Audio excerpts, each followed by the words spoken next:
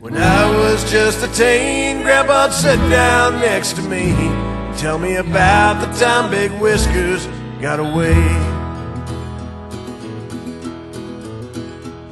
From the broad Ripple Spillway to the Waverly Bridge, it's been tall tales, rumors, urban legends, and myths about a world record flathead that some say has never been caught.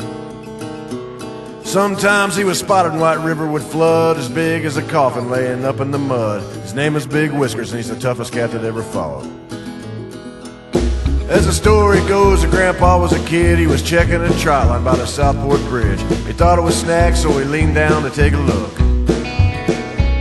The water started to boil, bubble, and churn as the flathead monster came to the surface and turned, headed straight to deep water and got away by straightening the hook.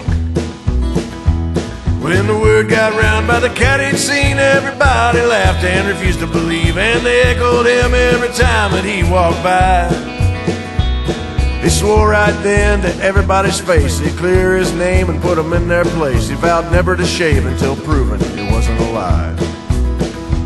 He fished every day as the years rolled past and became more obsessed with every cast. He'd head straight to the river when Grandma would let him outdoors.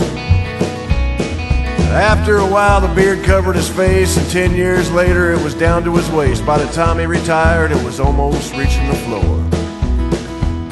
When he walked into town, people's jaws would drop, and some loudmouth kid would holler ZZ Top, but he didn't pay attention, he just kept on walking by. He'd head straight to the river and throw in some bait and wade through the water and patiently wait for the day Big Whiskers would swallow the end of his line. When I was just a teen, Grandpa'd sit down next to me, tell me about the time Big Whiskers got away. He had a secret recipe no cat could resist. He never wrote it down or even made a list. It was trial and error, and he never trusted anyone. He put livers and gizzards and shad entrails and some Limburger cheese just to pep up the smell, and coagulated blood stirred in with a black cat bone. He filled mason jars so they wouldn't leak and set them out in the sun for at least a week. They had to ferment so he couldn't take them in too soon. Then he took them to an Indian burial ground, dug as deep as he could so they wouldn't be found, and said the Lord's Prayer and dug them up by the light of the moon. Some people treat fishing as a chance to get drunk, but to him it was religion and he never gave up. And the stories about Big Whiskers just seemed to grow. They say he sank 3 boats and 1 man drowned. He ate 10-pound bass and gobbled ducks down. Grandpa became the butt of every joke. On a cloudy day like many before, he was wading through the shallows up along the shore, north of Raymond Street by a railroad overpass. He fished half the day without a bite, decided to head home and call it a night. But before giving up, he threw in 1 more cast.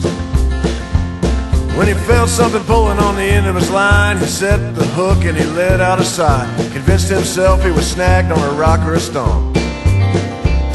Then he pushed in the button on his Zepco reel and started walking backwards to the top of the hill. He saw his line moving sideways and he knew that he wasn't hung up.